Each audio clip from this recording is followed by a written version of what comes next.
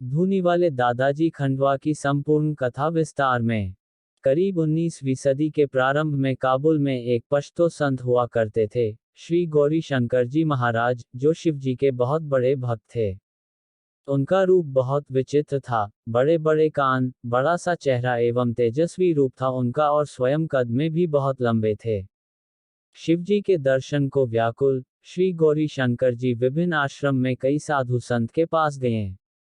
एक दिन किसी साधु ने उनसे कहा कि ये माना जाता है, नर्मदा का कंकर सभी शंकर, शिवजी नर्मदा के किनारे मिलेंगे, और तभी वह अपनी युवा अवस्था में ही अफगानिस्तान से नर्मदा जी की ओर शिवजी की खोज में निकल पड़े। वहां पहुंचकर उन्हें पता चला कि भोलेनाथ तो नर्मदा के किसी भी तट पर मिल सकते हैं, और तब से ही उनकी नर्मदा जी की परिक्रमा प्रारंभ हो गई।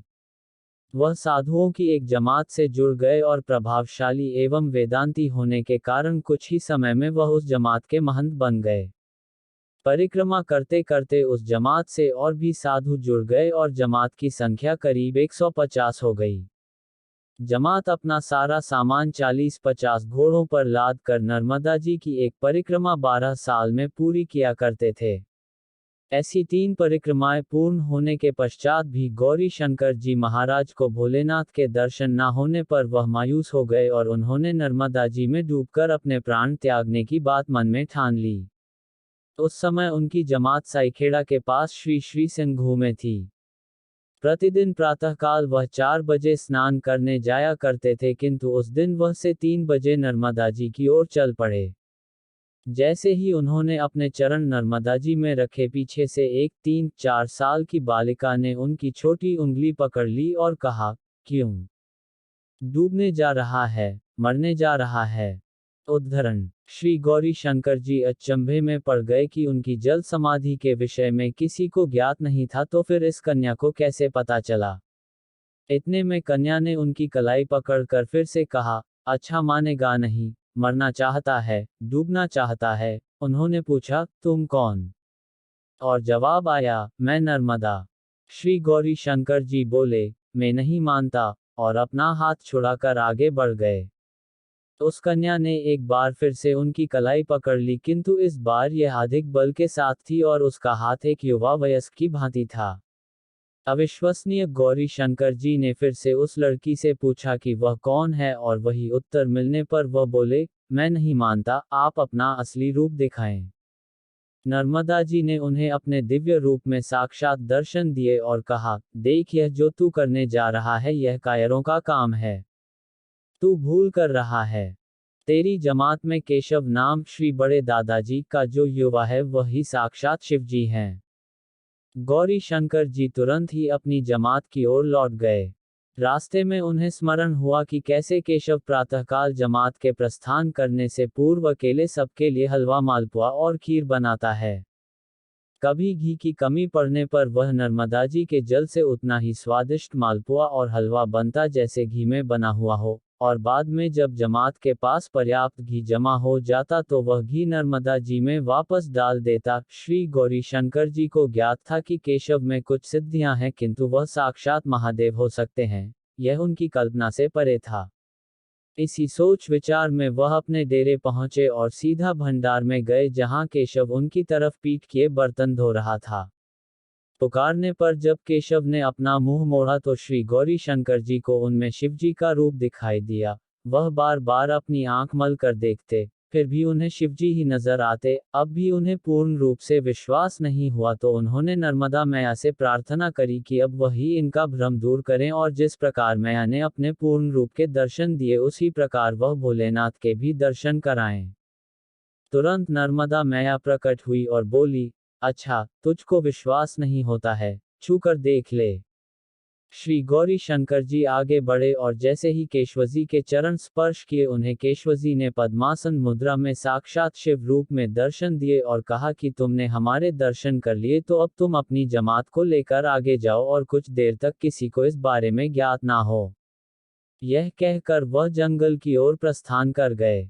श्री गौरी शंकर जी अपनी जमात को लेकर कुछ दूर कोकसर गए, जहां उन्होंने केशवजी दादाजी का रहस्य सबको बताया, और चूंकि उनको अपनी जीवन भर की तपस्या का फल प्राप्त हो गया था, उन्होंने समाधि ले ली। कुछ समय पश्चात श्री दादाजी महाराज होशंगाबाद में दिगंबर रूप में रामलाल दादा के नाम से पाए गए, जहां उन्होंने कई चमत्कार दिखाए। वे वहां 3 वर्ष तक रहे, फिर एक दिन कुएं में गिरने के कारण उन्होंने अपने प्राण त्याग दिए। कुछ ही दिन बाद वे फिर से सोहागपुर के इमलिया जंगल में दिगंबर रूप में धूनी रमाए एक वृक्ष के नीचे बैठे पाए गए। गांव वालों के आग्रह पर वे उनके साथ नरसिंहपुर रवाना हो गए, जो कि नर्मदा तट से कुछ 10-12 किलोमीटर पर है। वहां भी उन्होंने अपनी अद्भुत लीलाओं का आनंद दिया और कुछ समय पश्चात समाधि ले ली। वह एक बार फिर सीसीडी संदूक ग्राम जिले में रामफल दादा के नाम से प्रकट हुए। करीब 1901 में वे लोगों के दुख हरने और लोगों को पापों से मुक्त करने के लिए साइंखेड़ा आए, जहां वे कई वर्ष रुके और उन्होंने अनगिनत चमत्कार दिखाए। साइंखेड़ा में श्री दादाजी महाराज किसी घर की छत पर चढ़े नजर आए। वहां से वह मिट्टी के टूटे हुए कवेलू नीचे बच्चों को मारते और बच्चे शोर मचा देते, अरे पगला बाबा आ गया, पगला बाबा आ गया। परंतु जिस किसी रोगी को उनका कवेलू या कंकड़ पड़ता, वह अपने रोग से मुक्त हो जाता। साइखेड़ा के बच्चे दादाजी के आगे पीछे घूमते और उन्हें पगला बाबा कहकर बहुत सताया करते थे। बच्चों को दूर भगाने के लिए दादाजी ने एक डंडा हाथ में रखना शुरू कर दिया। तब से उनको लोग डंडे वाले दादा पुकारने लगे। उनका डंडा जिस किसी पे पड़े, उसका उद्धार हो जाता। वह दिन भर जंगल एवं खेतों में घूमते और गायों को चराते रहते और शाम को एक सूखे आम के पेड़ के खोखले में बैठ जाते थे। एक दिन दादाजी ने उस पेड़ की सूखी लकड़ियों से धूनी रमा ली और तब से लोग उन्हें धूनी वाले दादाजी भी कहकर पुकारने लगे। तकरीबन 30 साल तक दादाजी साइंखेड़ा और उसके आसपास के इलाकों में भ्रमण करते रहे और जहां उनकी इच्छा होती वहीं विश्राम करते, कभी नर्मदा तट पर, कभी खेतों में, कभी किसी झाड़ के नीचे तो कभी किसी के घर में। इस दौरान जिसको भी उनकी गाली या डंडा पड़ता उसका कल्याण हो जाता। दादाजी इतने विख्यात हुए कि एक दिन स्वतंत्रता सेनानी मदन मोहन मालवीय पंडित जवाहरलाल नेहरू और महात्मा गांधी को लेकर उनके दर्शन के लिए आए। पहले गांधी जी ने प्रणाम किया, फिर जब पंडित नेहरू प्रणाम करने लगे तब दादाजी, जो सदैव रौद्र रूप में रहते थे, पंडित नेहरू को डंडा मारे और बोले, यह मोड़ा लायक है, यह स्वराज दी है, और उन्हें अपना डंडा दे दिया। सन 1977 में इंदिरा गांधी जब 24 अकबर रोड AICC हेडक्वार्टर में रहती थी, तब श्री छोटे सरकार जी उन्हें दर्शन देने गए एवं श्री इंदौर सरकार जी द्वारा दिया गया मोगरे का गजरा उनकी कलाई में बांधते हुए इंदिरा जी को श्री इंदौर सरकार का संदेश दिया कि आप फिर से प्रधानमंत्री बनेंगी। उसी समय श्री छोटे सरकार जी ने उन्हें स्मरण कराया कि उनके पिताजी पंडित जवाहरलाल नेहरू जी को श्री बड़े दादाजी महाराज ने साइखेड़ा में डंडा मारा था एवं वही डंडा उन्हें दे दिया था। इंदिरा जी ने इस बात को स्वीकार किया और श्री छोटे सरकार जी को अपने पूजा घर में ले जाकर मंदिर में स्थापित वही डंडा दिखलाया और बतलाया कि उनके पिताजी पंडित नेहरू उस डंडे को बगल में दबाए सदैव ही अपने साथ रखा करते थे। कुछ महीने पश्चात ही इंदिरा जी चिकमगलूर में पूर्ण बहुमत से कांग्रेस को जीताकर एक बार फिर भारत की प्रधानमंत्री बनी। 1929 में दादाजी साइखेड़ा से पधारे और छिपान्या, बागली, उज्जैन, इंदौर, नवघाट खेड़ी की यात्रा करते हुए खंडवा में आगमन किया। बागली में भोपाल नवाब हमीदुल्लाह खान की धर्मपत्नी स्वभाव की बहुत टेढ़ी औरत थी। वह अक्सर हिंदू महापुरुषों एवं संतों को सताती एवं परखती थी। जब उसको पता चला कि नर्मदा तट पर एक साधुओं की टोली आई है तो उसने दादाजी को आजमाने के लिए एक तस्तरी में मौस के टुकड़े ढककर अपने नौकर के हाथ दादाजी के लिए भेजे। जब दादाजी ने उस नौकर को आते देखा तो बोले, अच्छा हमको आजमाने आया है, बेगम ने भेजा है, नवाबन ने भेजा है, और उन्होंने नवाबन को खूब गाली दी। दादाजी का रौद्र रूप देखकर वह नौकर डर गया और पीछे हटने लगा। दादाजी उस पे चिल्लाए कि थाली तो देते जा, और अपने डंडे को थाली के नीचे मार के थाली का सारा सामान नीचे गिरा दिया। अचंभे की बात यह कि गिरे हुए मौस के टुकड़े गुलाब के फूलों में परिवर्तित हो चुके थे। उस नौकर ने डरते हुए एक फूल नीचे से उठाया और शीघ्रता से अपनी मालकिन के पास जाकर उसे सारा किस्सा सुनाया और वह फूल दिखाया। उस औरत ने विचार किया कि चूंकि उसका नौकर हिंदू है तो उसने मांस हटाकर थाल में फूल रख दिए होंगे। उसने फिर से एक मांस की थाल तैयार करी और दादाजी के पास स्वयं गई। दादाजी ने उसको देखते ही गुस्से में गालियां दी और पास बुलाया। दादाजी ने उसका हाथ पकड़ लिया और अच्छा मोरी हमको आजमाने आई है, हमको आजमानी आई है, कहकर थाल से कपड़ा हटा दिया। इस बार वह मांस के टुकड़े मावा में बदल गए। दादाजी बोले, अच्छा अब भी नहीं समझेगी, लेखा ले, लेखा ले।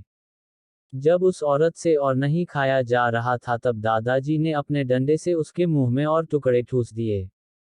घबराई हुई नवाबन ने अपने हाथ जोड़कर दादाजी से क्षमा मांगी और बोली, मैंने देख लिया है कि आप तो कोई औलिया हैं। दादाजी उस पे गरजे और बोले, औलिया नहीं, औलिया के बाप हैं हम। और उसको हुक्म दिया कि उसने जितने भी साधु संत को बंदी बना रखा है उन्हें तुरंत आज़ाद कर दे। अगले दिन वह औरत अपने पति नवाब हमीदुल्लाह खान के साथ अपनी बगी में श्री दादाजी महाराज के पास आई और बड़ी विनम्रतापूर्व श्री दादाजी से आग्रह किया कि वह उनके घर चलकर उनका सम्मान बढ़ाएं। दादाजी ने उनका नेता स्वीकार किया और उनके साथ उनकी बगी में बैठ गए। बगी में विराजमान होते ही दादाजी ने दोनों पति और पत्नी को एवं उनके घोड़े वाले को गाली देकर बगी से उतार दिया। जब उन्होंने बगी चलाने वाले घोड़ों को भी बगी से अलग करने को कहा तो नवाब की पत्नी ने दादाजी से घोड़े बगी के साथ भेंट के तौर पर स्वीकार करने का आग्रह किया। दादाजी बोले, नहीं, इन घोड़ों ने भी तेरा अन्न खाया है, हटाओ इन घोड़ों को, और उन्होंने वह घोड़े भी हटवा दिए। अपने साथ आए हुए भक्तों को दादाजी ने कहा, चलो रे मोड़ा हाँ को, चलो रे मोड़ा हाँ को, चलो रे मोड़ा हाँ को। घोड़ों के स्थान पर भक्तों द्वारा खींची हुई इस बगी में दादाजी कई दिन यात्रा करते हुए खंडवा पहुंचे। यह रथ वही है जिसमें दादाजी ने समाधि ली और आज भी खंडवा दरबार में खड़ा है। खंडवा में 3 दिन रुकने के पश्चात जब श्री दादाजी प्रस्थान करने लगे तो एक पार्वती बाई नाम की सेठानी उनके रथ के सामने आए और बोली, मेरे दाल भात का भंडारा खाकर ही जाना पड़ेगा। दादाजी ने उसे 3 बार इनकार किया और कहा कि मुझे जाने दे, मुझे बहुत काम है, किंतु उसने एक न सुनी और दादाजी के रथ के सामने लेट गई। जब बहुत मनाने पर भी वह नहीं मानी तो दादाजी ने कहा, अच्छा भाई हम तो सोते हैं, तेरी तू जान। पार्वती बाई ने रथ के बाहर से ही दादाजी को नैवेद्य लगाया और दादाजी के उठने की प्रतीक्षा करी। जब दादाजी बहुत देर तक नहीं उठे तो सब ने नैवेद्य का पार्षद बांटकर खा लिया। ऐसा पहले भी कई बार हो चुका था जब दादाजी महाराज 2-3 दिन शयन में रहते थे। 2 दिन बीतने पर एक पागल व्यक्ति पुलिस थाने गया और कहा कि ये लोग पागल है, इनके दादाजी ने समाधि ले ली है और इनको आभास ही नहीं। जब पुलिस पूछताछ करने दादाजी के रथ के पास गई तो सब भक्त इस समस्या के समाधान के लिए छोटे दादाजी के पास पहुंचे। लोगों को उनकी तरफ आते देखकर छोटे दादाजी ने 3 बार कहा, हाँ भैया, दादाजी ने समाधि ले ली है। हाँ भैया, दादाजी ने समाधि ले ली है। हाँ भैया, दादाजी ने समाधि ले ली है। और लोगों के साथ मिलकर उन्होंने दादाजी के शरीर को रथ से निकाला और लकड़ी के बिस्तर पर लिटा दिया। छोटे दादाजी ने वह जमीन जिस पर दादाजी का रथ खड़ा था पैसे देकर खरीद ली और वहां दादाजी की समाधि बनाई। वहीं पर उन्होंने अखंड धूनी प्रज्वलित करी एवं दरबार की स्थापना करी। उन्होंने दरबार के 14 नियम बनाए जैसे आरती, पूजा इत्यादि, जिनका आज तक हर दादा दरबार में निष्ठापूर्वक पालन किया जाता है।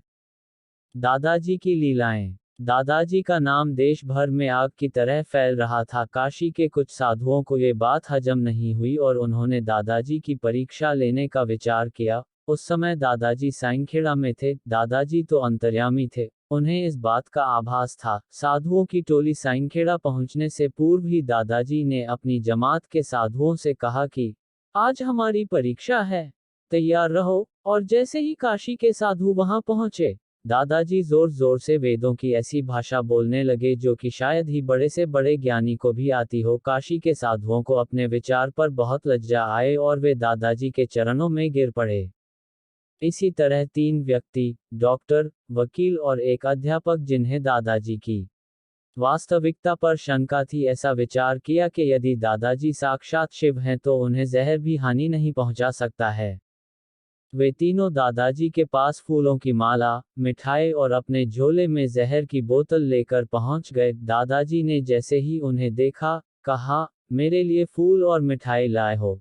लाओ लाओ मुझे दो, कहकर उनके झोले से जहर की बोतल निकाली और पी गए। यह देखकर तीनों व्यक्ति अचंभित रह गए और अपनी भूल के लिए क्षमा मांगकर वहां से चले गए।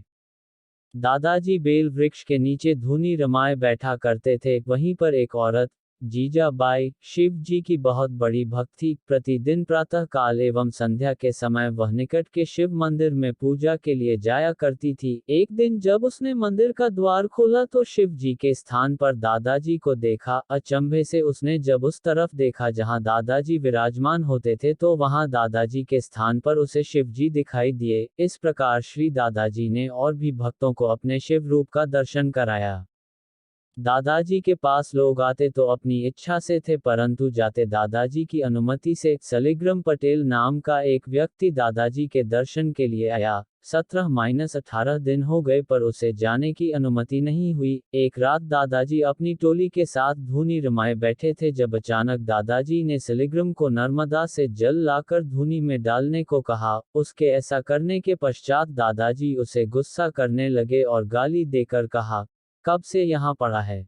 जा घर जा। सलिग्राम को कुछ समझ नहीं आया और अपना सामान लेकर वहां से चल पड़ा। रात बहुत हो गई थी, जाने का कोई साधन नहीं मिला, किंतु दादाजी की आज्ञा अनुसार जैसे तैसे जब वो अपने गांव पहुंचा तो देखकर हैरान रह गया कि उसका पूरा गांव आग से जलकर राख हो चुका था। केवल उसी का मकान ज्यों का त्यों था। पूछने पर पता चला कि जिस समय उसका मकान छोड़कर हर जगह आग लगी थी, ठीक उसी समय दादाजी उससे धूनी में जल डलवा रहे थे। साइनखेड़ा में दादाजी ने ऐसी बहुत सी लीलाएं रची। बड़े बड़े साधु संत भी दादाजी के दर्शन के लिए आया करते थे। दादाजी को बच्चों से बहुत प्रेम था। एक बार एक बालक रात को सड़क की लाइट के नीचे बैठकर अपनी पढ़ाई कर रहा था कि एक हवलदार ने उसे पकड़कर अंदर बंद कर दिया। जब दादाजी को यह पता लगा तो वह बहुत नाराज हुए और वहां की सारी सड़क की बत्तियों को अपने डंडे से तोड़ दिया। हवलदार ने उन्हें भी उस बच्चे के साथ अंदर बंद कर दिया। बंद करके जब वह बाहर आया तो देखा कि दादाजी तो अपना डंडा लिए सड़क पर खड़े उसकी ओर मुस्कुरा रहे हैं। आश्चर्यचकित होकर वो अंदर देखने गया तो दादाजी बच्चे के साथ अंदर बंद दिखे। फिर से वो बाहर आया तो दादाजी बाहर दिखे। उसने कान पकड़ लिए और दादाजी से माफी मांगकर बच्चे को छोड़ दिया। साइनखेड़ा में एक औरत दादाजी के पास अपना दुख लेकर आई। वो बहुत गरीब थी, इसीलिए अपनी जवान बेटी की शादी नहीं कर पा रही थी। दादाजी ने उससे कहा वह उसके घर अगले दिन सुबह में आएंगे। अगले दिन प्रातः काल दादाजी उस औरत के घर पहुंच गए। जब उस औरत ने दादाजी को प्रणाम किया, बाजू हट, मुझे टट्टी करनी है, कहकर दादाजी उसकी रसोई में गए और उसके चूल्हे पर बैठकर टट्टी कर दी। उसके बाद उन्होंने उसको बोला कि इसे राख से ढक दे। जब उसका पति घर आया तो बहुत नाराज हुआ और बोला, तेरे गुरु को यही जगह मिली थी टट्टी करने के लिए। उसने अपनी औरत से कहा, इसे फेंक और चूल्हा साफ कर। जब उस औरत ने राख से ढकी टट्टी को उठाया तो उसे वह भारी लगी और जब फेंकने लगी तो देखा टट्टी सोने में बदल गई थी। उन दोनों ने उसे धोया और एक प्लेट में डालकर दादाजी के पास गए। दादाजी ने उन्हें आता देख दूर से ही कहा, मुझे क्यों दिखाती है, जा जाकर अपनी बेटी की शादी कर। जब वे दोनों दादाजी के करीब पहुंचे तो दादाजी ने उन्हें गुस्सा करते हुए कहा, तुम्हें समझ नहीं आता, ये मैंने तुम्हारी बेटी की शादी के लिए किया है। उन दोनों ने उस सोने के एक टुकड़े से बेटी की शादी कर दी और बाकी के सोने से गहने बनवा लिए। जिस लड़की की शादी हुई थी उसकी पुश्तों के पास आज भी उस सोने के बनाए गहने हैं। ऐसे कई किस्से हैं जहां दादाजी ने अपने भक्तों के कष्ट दूर किए हैं। दादाजी एक ऐसे महान संत थे जिन्हें जन कल्याण के लिए कभी वेदों, शस्त्रों एवं मंत्रों की आवश्यकता नहीं पड़ी। लोगों का कल्याण करने का उनका एक अद्भुत ढंग था। वे भक्तों को गाली देते, डंडा मारते और उनके कष्ट हरते थे। उनके डंडे की मार खाने के लिए भक्तों की भीड़ लगी रहती थी, परंतु कुछ ही भाग्यशालियों को ये सौभाग्य मिलता था। ऐसे थे हमारे प्यारे श्री दादाजी धूनीवाले। जय श्री दादाजी की।